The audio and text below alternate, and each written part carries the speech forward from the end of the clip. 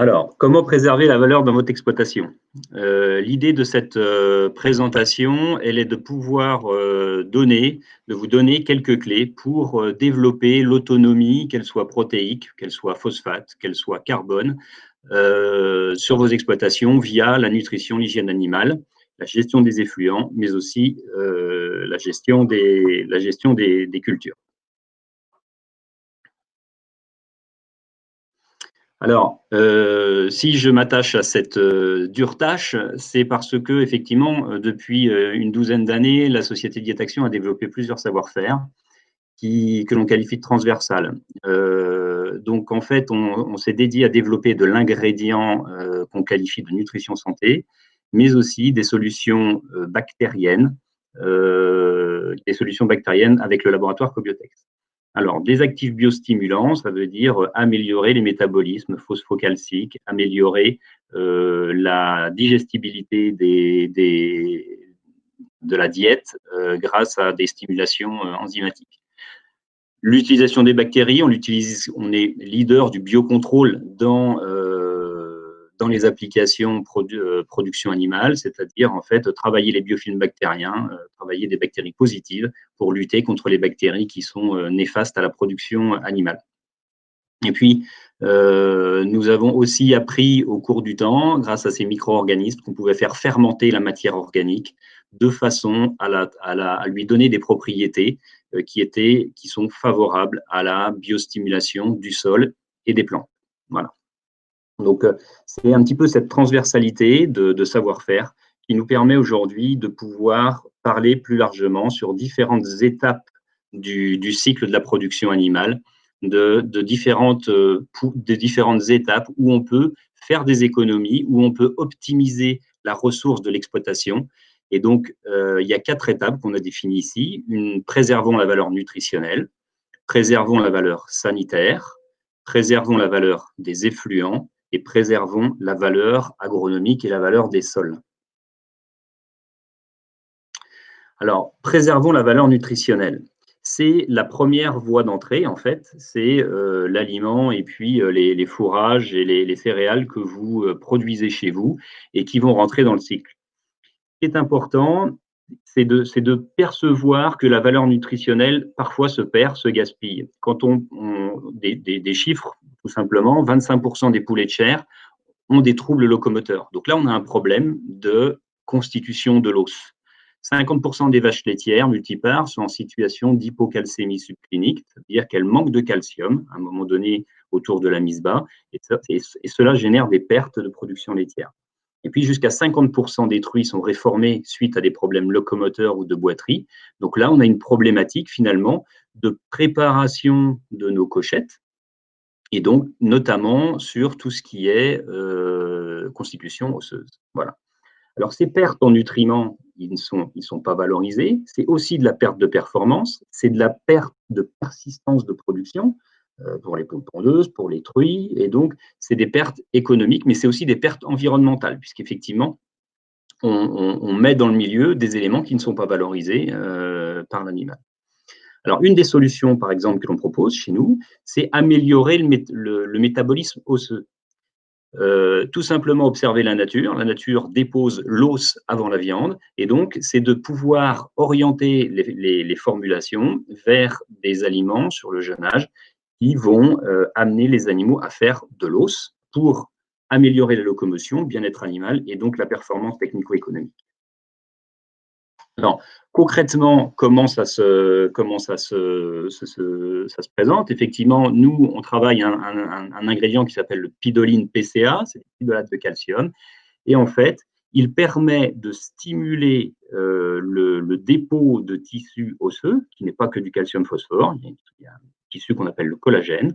Et donc, avec cette approche-là, on va, par exemple, en poulet de chair, réduire le déclassement abattoir, on va améliorer la mobilité des animaux dans le bâtiment jusqu'à la fin de la vie, donc ils vont continuer à manger.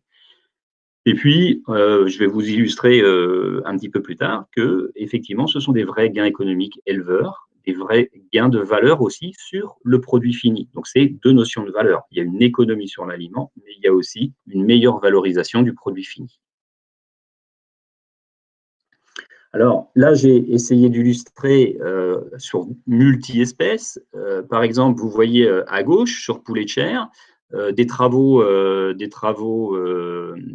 récents mettent en évidence que le fait que les animaux bougent plus jusqu'à la fin de leur vie fait qu'ils améliorent leur croissance. Donc, on vend tout simplement du poulet plus lourd. Et puis en production laitière, l'usage du pidolate de calcium autour de la mise bas permet un gain de production de l'ordre de 2 litres, avec en plus une réduction des maladies métaboliques. Autre illustration, c'est la durée de mise bas chez la truie. On sait qu'avec l'hyperprolificité, les mises bas sont de plus en plus longues. Et il y a donc nécessité en fait d'améliorer la tonicité musculaire. Le calcium y participe. Et lorsqu'on va appliquer le pidolate de calcium, on va réduire le temps de portée. Donc là, le temps de mise bas, pardon. Et donc par conséquent, la mise bas se fait dans des meilleures conditions et tout ce qui en découle derrière, santé de la truie, santé du porcelet et amélioration de la croissance des animaux. Alors, autre illustration, lorsqu'on veut parler d'autonomie protéique, on parle très souvent de réduction finalement des apports de soja, parce que le soja, il a un gros défaut, c'est qu'il vient de trop loin et puis il génère de la déforestation. En revanche, c'est une matière première qui est très digestible. Donc, si on veut substituer par d'autres ressources qui sont peut-être un peu moins digestibles, il faut y penser.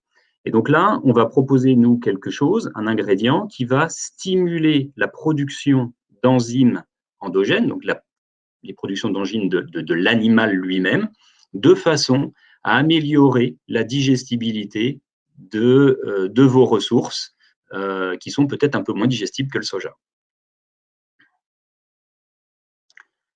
Alors concrètement, améliorer l'efficacité enzymatique, ça veut dire quoi? Ça veut dire que l'animal peut ingérer plus, c'est le cas du poulet, ce que vous voyez là sur le premier schéma, avec des gains de l'ordre de 7,5% sur certains essais. Et puis, ça peut être aussi, là vous le voyez sur les deux slides, ça peut être aussi de finalement réduire le contenu énergétique et le contenu protéique de la diète, mais tout en maintenant les performances zootechniques identiques. Donc, alors là, ça veut dire qu'on peut faire le même kilo de croix avec moins d'énergie et moins de protéines. Donc là, il y a un chiffrage, voilà, moins 0,07 € par poulet, si on parle de poulet. Donc, c'est une vraie économie et c'est une vraie démarche d'autonomie au sein de l'exploitation. Alors, autre aspect, c'est la valeur sanitaire. Alors, comment préserver la valeur sanitaire? Et quelle importance ça a? Ce qu'il faut savoir, c'est que n'importe quelle inflammation est un coût énorme. C'est une grosse consommation d'énergie, c'est une grosse consommation de protéines. Là, à titre d'exemple, on met qu'une vache laitière, son système immunitaire consomme 1 kg de glucose en 12 heures. Si on prend sur 24 heures, c'est plus de 10 kg de lait par jour. Donc effectivement, non seulement l'animal est malade, ça génère une inflammation, mais ça a un coût énorme, c'est un coût alimentaire énorme. Baisse de performance, donc moins de produits et coût alimentaire accru. Donc là, vous voyez, l'inflammation, ça reste une problématique et ça restera toujours une problématique, mais il faut en fait travailler à la réduire. 15% des poulets de chair souffrent de pododermatite. La première pathologie en élevage laitier, c'est les mammites. On considère que ça vaut ça coûte 200 250 €. Et puis, quelque chose qui est peut-être moins connu, mais une portée sur deux de porcelet est atteinte de boiterie, donc généralement à cryptocoque. Alors, comment est-ce que nous, de notre côté, on gère ça? Alors, bien évidemment, il y a l'amélioration de l'immunité, donc ça se fait par la nutrition, ça se fait aussi par la réduction du stress, donc ça, c'est du management en élevage. Mais il y a un autre aspect, c'est l'utilisation des biofilms positifs, c'est-à-dire profiter de votre nettoyage des infections pour derrière installer des souches positives de type Bacillus, Lactobacillus, donc des souches reconnues intéressantes en termes de santé animale. Et lorsque ces bactéries-là sont dans l'environnement, on note une baisse de la pression bactérienne environnementale globale. Là, c'est cette ligne verte que vous voyez baisser sur le graphique. Et effectivement, si on baisse cette ligne verte, on se rend compte finalement qu'on réduit le temps de fragilité des animaux et la période de fragilité des animaux. Donc, globalement, 10 fois moins en termes de pression de pathogènes en période critique, c'est moins d'inflammation, c'est moins de risque de maladie, et puis en termes d'autonomie, c'est aussi moins de frais vétaux, c'est moins de frais vétaux. Donc là encore, on a un capital, on a une valeur, c'est la valeur santé, c'est la valeur sanitaire, et il y a des moyens de prévention peu onéreux qui permettent effectivement de conserver cette valeur sanitaire. Alors, on va illustrer ça, puisque les éleveurs seront peut-être meilleurs que moi pour en parler. Donc, je vais lancer le premier reportage, en fait, qui parle qui touche le poulet de chair et la dinde. On avait des réductions aussi également des pathologies déclarées, des pathologies cardiovasculaires et d'autres pathologies en cours d'élevage, notamment les problèmes de salmonelle que j'ai rencontrés moi sur un site à une époque, et on a réussi à négativer le lot, le rendre négatif suite à l'utilisation de ces bactéries-là en cours de l'eau. Bon, pour ce qui concerne plus particulièrement la dinde, l'ornitho qui est prépondérant en élevage, on se rend compte qu'on a surtout du portage aujourd'hui, mais pas de pathologie réellement développée, déclarée. Donc j'ai un lot de dinde à l'heure actuelle qui est en finition et qui n'a pas été traité au ornitho. Pour résumer, après 3 années de recul sur l'utilisation du Cobiotex, un bilan positif et qui se traduit même chez moi et chez mes collègues éleveurs qui l'utilisent également par des diminutions des pathologies et carrément une augmentation des marges PA avec une diminution des intrants en antibiotiques. J'ai vérifié moi-même chez moi avec une diminution de 40-50 centimes d'euros du mètre carré de l'utilisation des...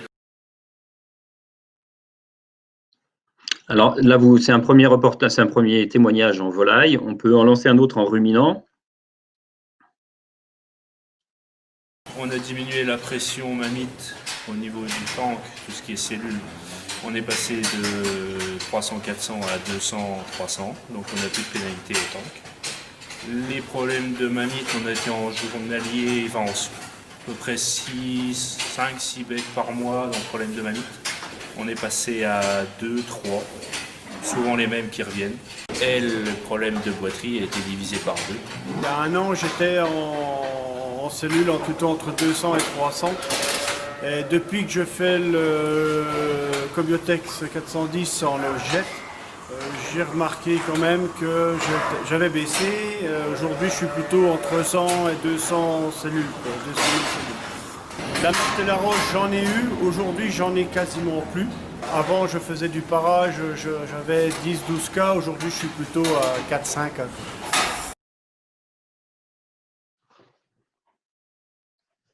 Alors, donc ça, ce sont 2 témoignages. Alors, vous avez pu voir qu'il y avait des coupures. Alors, n'hésitez pas à aller voir l'intégralité de ces films-là sur YouTube. Ils sont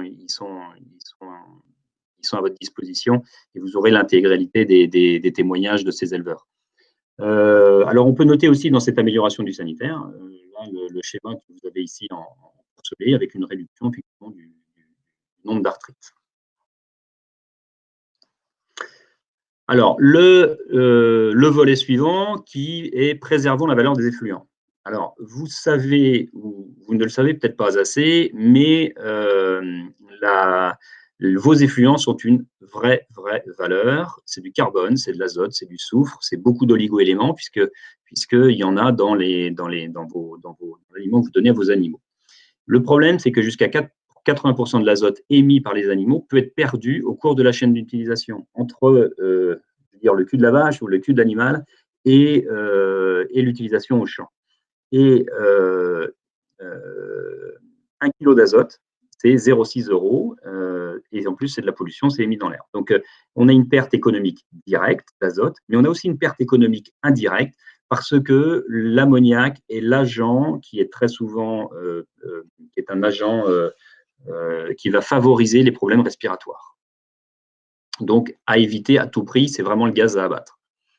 Et puis, je ne vais pas détailler ces schémas, bien évidemment, c'est le cycle de l'azote et le cycle du phosphore.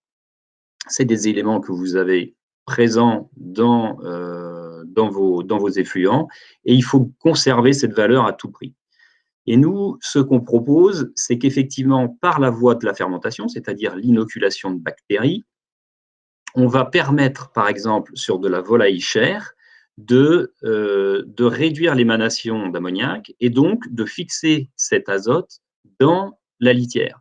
Et donc d'augmenter la valeur de votre litière de l'ordre de 20% en termes d'azote. On observe exactement la même chose en ruminant, c'est le volet central, et on a aussi cette aptitude-là, avec d'autres micro-organismes, parce que l'on travaille dans le lisier, de faire la même chose en porc. D'accord?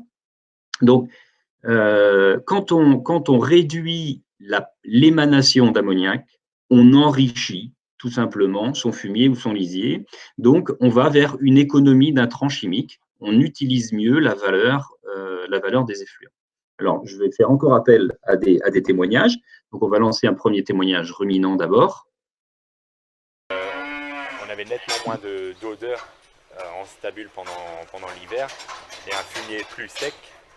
Ça, c'est du fumier frais. C'est l'apparence que notre fumier avait avant l'utilisation des bactéries. Et ça, c'est le fumier noir maintenant qui a travaillé en litière accumulée et qu'on a sorti. Et ensuite, on le met ici dans la fumière où il finit de se décomposer. Depuis qu'on met les bactéries, on arrive à plus mettre d'ammonitrate sur nos prairies. Pour un rendement, on fait toujours le même lait, donc le rendement est toujours là, parce qu'on n'a pas plus de vaches, il n'y a pas plus de... Alors après ce premier témoignage ruminant, on va avoir un autre témoignage de porc sur paille. En utilisant le produit, il n'y a aucune odeur dans les bâtiments. Le fumier est beaucoup plus lourd, alors en utilisant le produit Cobiotex, et beaucoup plus sec. Donc on sent un fumier qui est beaucoup plus valeureux pour nos terres de culture. On ne fait plus d'apport de PK du fait qu'on sort du P et du K dans le fumier. On a mis 0 azote sur du colza pour faire 40 quintaux. Il est sec, il sent rien, et ça on est pensé à 10 tonnes hectare et c'est le top.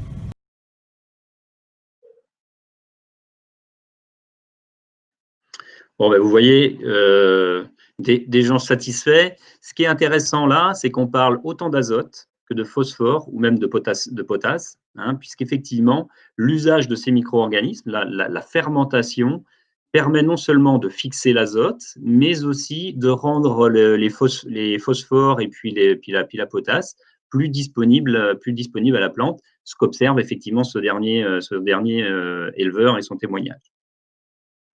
Alors, pour terminer la boucle, effectivement, lorsqu'on a préservé les 3 premières valeurs, et surtout celle des effluents, on a un retour au champ. Alors, ce retour au champ, bien évidemment, là aussi, vous avez une valeur dans les mains qui est votre sol. Et votre sol, il a une valeur, et plus il y a de vie dedans, plus il a de valeur. Donc, la matière organique dont on vient de parler, et le premier pas fondamental à observer, remettre de la matière organique traitée et qui donnera une activité supérieure à vos sols. Alors effectivement, on sait que les pratiques culturales dites intensives impactent significativement la vie dans les sols. Donc effectivement, il faut contrebalancer ce volet-là. On sait aussi que pour les blés, en 40 ans, la teneur en protéines des blés a baissé de 15%. Et ça, c'est un point très important puisque finalement, entre blé et orge, on va dire que allez, ça représente 25-30% des rations alimentaires en France. Et si on allait chercher la protéine sur ces volumes importants, je pense qu'effectivement, c'est une vraie voie d'autonomie. Hein, il faut savoir qu'effectivement, l'Europe est dépendante à 65% d'importation de soja. Donc, effectivement, comment limiter cette… Alors, comment préserver la valeur des sols? J'ai déjà parlé de matière organique. Il y a un autre aspect aussi, c'est que c'est la captation de l'azote, la solubilisation des phosphates dans les sols. Alors, on a certains profils de bactéries qui sont capables d'aller chercher de l'azote de l'air et qui sont aussi capables de solubiliser les phosphates et donc les rendre plus disponibles à la plante. C'est le produit d'Echomactive chez nous. Et puis après, il existe d'autres solutions, comme le Generate, qui est là aussi un produit qui vient stimuler les bactéries, stimuler les bactéries du sol, et notamment le rhizobium, donc en fait les bactéries spécialisées, enfin du cas qui sont spécifiques aux légumineuses et aux protéagineux, et qui viennent chercher de l'azote dans l'air. Hein, donc le produit s'appelle Generate.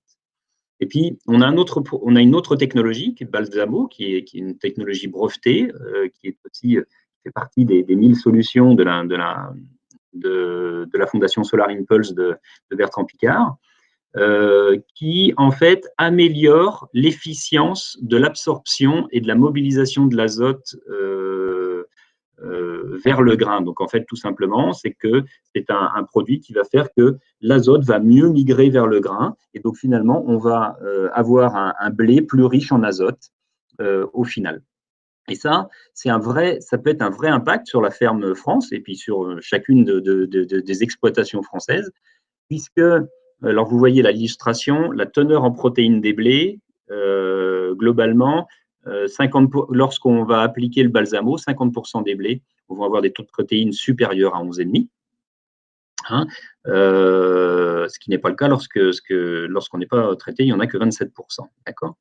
Et en fait, si je devais faire une comparaison intéressante, c'est que 1 hectare de blé avec un petit peu plus de rendement, 3 quintaux, c'est ce qu'on a dans nos résultats, plus le gain en protéines.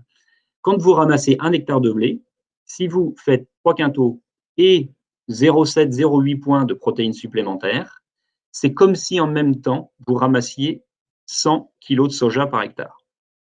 Donc, c'est un vrai impact que de travailler la protéine des blés, enfin de vos céréales plus généralement. Et puis, sur la févrole, on a fait un petit peu le même travail avec un autre produit, Generate, qui est plus spécifique aux légumineuses. Et où, effectivement, sur nos résultats, on peut dire que lorsqu'on ramasse 1 hectare de févrole, c'est l'équivalent de 150 kg de taux de soja par hectare traité Generate. Donc, c'est un autre levier, c'est la vie de vos sols, c'est la biostimulation de vos sols par la matière organique, par ce type de technologie pour atteindre l'autonomie protéique. Alors, je vais vous laisser peut-être juste lire des témoignages. Effectivement, là, quelqu'un qui témoigne que ses blés sont sortis avec 1,6 points. Alors, je vous dis très clairement que c'est exceptionnel. On a en moyenne 0,7, ce qui est déjà pas mal. Et puis, des gens qui, avec les micro-organismes, nous disent qu'effectivement, la structure de la terre est beaucoup plus est changée, est modifiée, et qu'il n'y a plus cet effet ciment sur la charrue. Donc, en fait, on a des terres qui sont plus aérées. Voilà. Et puis là, un autre éleveur qui dit avoir utilisé le Generate sur du maïs en termes de starter, hein, donc, et que il a pu abandonner l'usage de ce fertilisant starter substitué par le Generate. Alors, en conclusion, vous avez des valeurs, il y a des valeurs, il y a du capital dans vos exploitations. Et en fait, à chaque étape, vous pouvez en perdre un petit peu. Donc, ce qu'on vous propose, c'est effectivement de mieux le recycler. C'est de, premièrement, déjà réduire les intrants azote et phosphore en nutrition, parce que c'est possible, comme je vous l'ai montré. C'est réduire aussi les pertes qui sont liées aux épisodes d'inflammation, donc aux épisodes sanitaires, qui sont loin d'être neutres. C'est ensuite capter et bonifier la forme d'azote, carbone et phosphore dans vos effluents d'élevage pour le retour au sol. Puis c'est ensuite optimiser l'efficience de l'azote et du phosphore dans les sols et vers la plante. Alors, voilà quelques petites clés pour l'autonomie protéique des exploitations, l'autonomie phosphate des exploitations, mais aussi l'autonomie carbone des exploitations.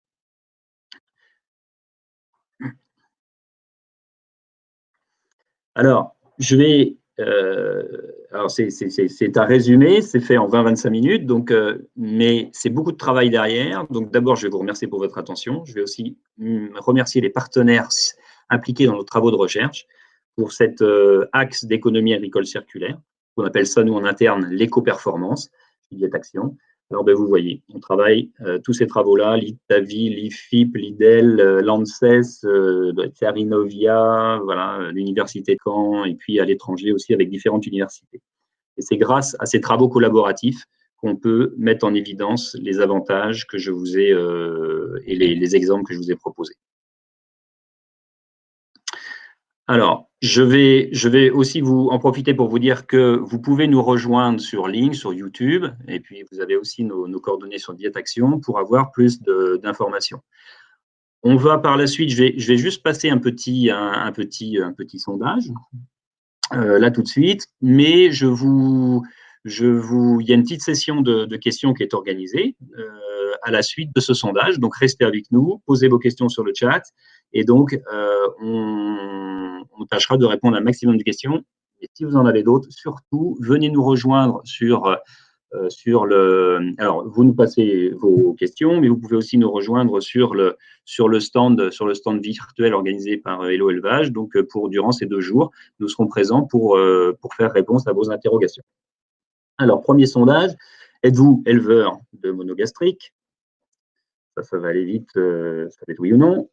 Ensuite, êtes-vous éleveur êtes-vous faffeur, c'est-à-dire fabricant d'aliments à la ferme? Ou êtes-vous éleveur de ruminants? Et je vous laisse donc envoyer cette première question qui doit me revenir avec les réponses.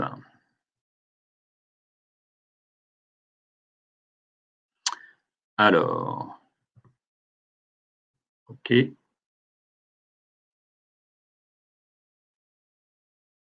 Alors, on a principalement des éleveurs de ruminants. Et dans les éleveurs de ruminants, alors oui, on a principalement des éleveurs de ruminants, c'est ça. Êtes-vous faffeur? Non, à 12%. OK, donc c'est de l'aliment direct. Êtes-vous éleveur de ruminants? Non, alors forcément, c'est le contrepoids. OK.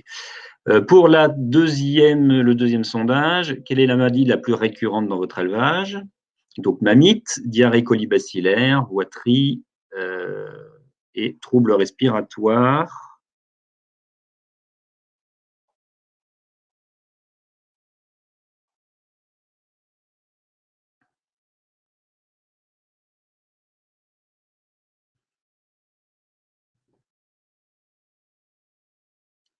Je vais attendre donc du coup le retour.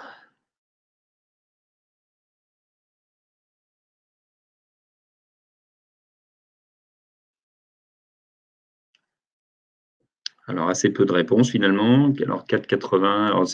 Alors, sur du ruminant, c'est de la mamite. Diarrhée colibacillaire, il n'y en a pas. Mais comme on a une majorité de ruminants, boiterie, pododermatite et troubles respiratoires. Bon, vous avez la chance, vous avez de la chance, a priori, tout va bien chez vous. Est-ce que vous connaissez la valeur de vos effluents? Est-ce que vous la connaissez bien? Et donc, alors non, mais je les valorise sur mes terres. Non, mais je les exporte. Oui, et je les valorise sur mes terres. Oui, et je les exporte.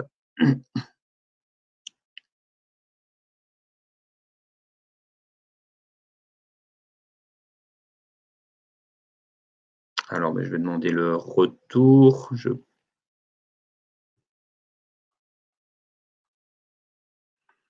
Alors, il y a peu de votes, donc c'est compliqué ça va être compliqué d'interpréter.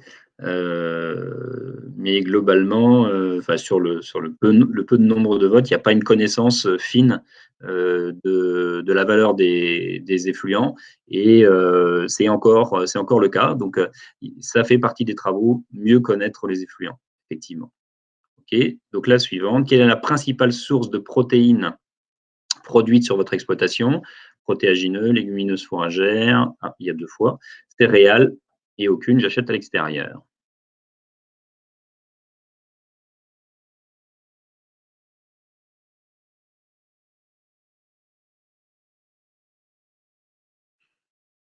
Donc, du coup, je vais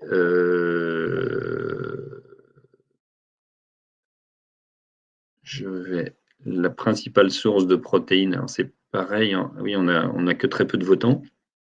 Donc là, c'est pareil, on va avoir difficile de faire une interprétation, puisqu'on n'a que 5 votants.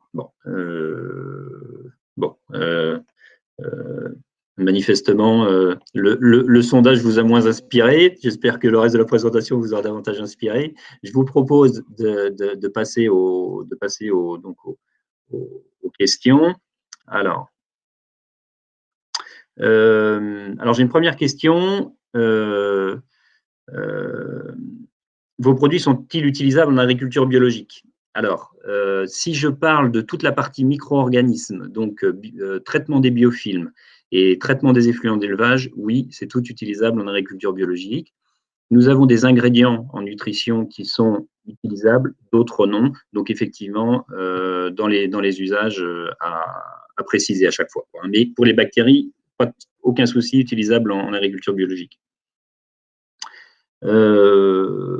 Peut-on économiser de la paille ou du substrat de litière en utilisant vos produits? Alors, j'imagine effectivement que ce sont des inquiétudes actuellement, et ça fait partie des intrants, et ça fait partie de l'autonomie. Oui, effectivement, l'usage de micro-organismes en litière permet une réduction de l'ordre de 20-25% d'usage de paille ou de copeaux. Si vous allez voir les films sur YouTube, certains des éleveurs font référence à cet avantage et à ces économies. Alors, là, j'ai une autre question. Quel niveau de phosphore on peut envisager économiser avec la solution que je vous ai présentée, Pidoline PCA? Alors, il y a des travaux tout récents qui ont été menés par différentes universités, en Argentine, à Madrid et puis chez nous, où effectivement, on met en évidence qu'on pourrait, on pourrait réduire jusqu'à 20% l'incorporation de phosphore, tout en gardant la même qualité d'os. Alors, on va pas aller jusqu'à moins 20, ça serait peut-être prendre des risques, mais 5, 10. Et effectivement, quand on arrive autour de 5, 10, c'est des économies en coût de formule. Donc ça, je parle poulet de chair. Reste à travailler pour peut-être le démontrer sur d'autres espèces.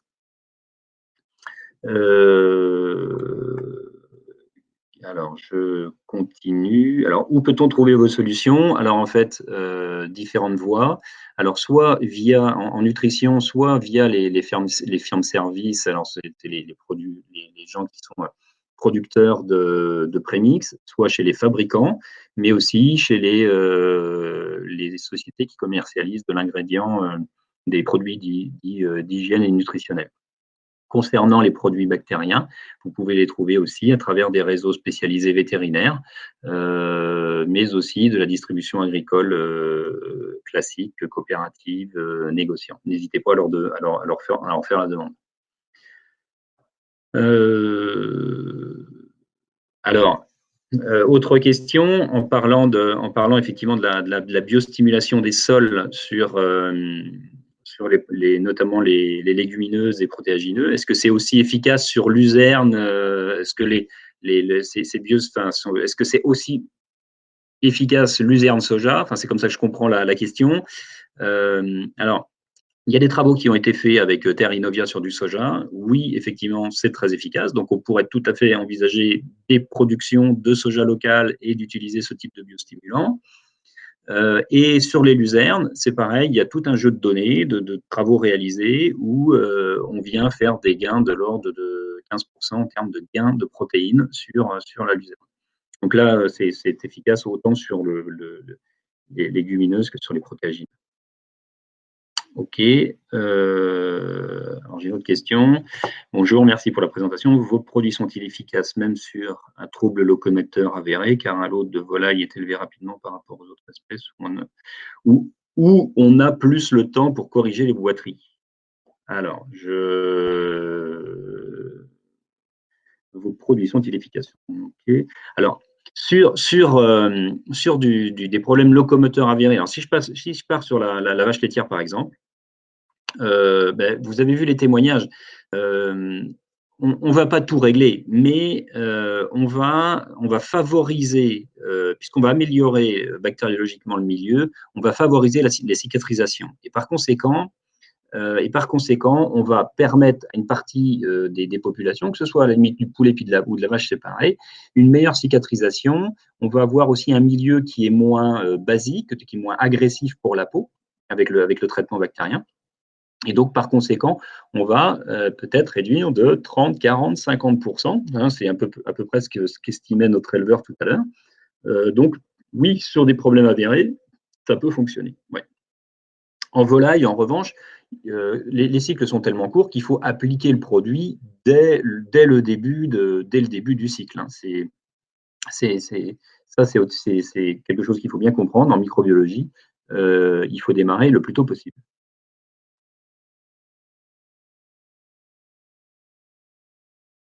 Alors,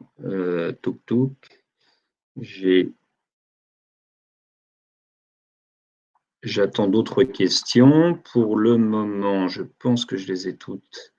Alors, je vais attendre un petit peu qu'on me dise bien que j'ai bien répondu à toutes les questions qui ont été posées. Est-ce qu'il y en a d'autres? Bon, a priori, j'ai fait le tour des questions. N'hésitez pas à en poser d'autres s'il y en a d'autres qui vous reviennent un petit peu plus tard.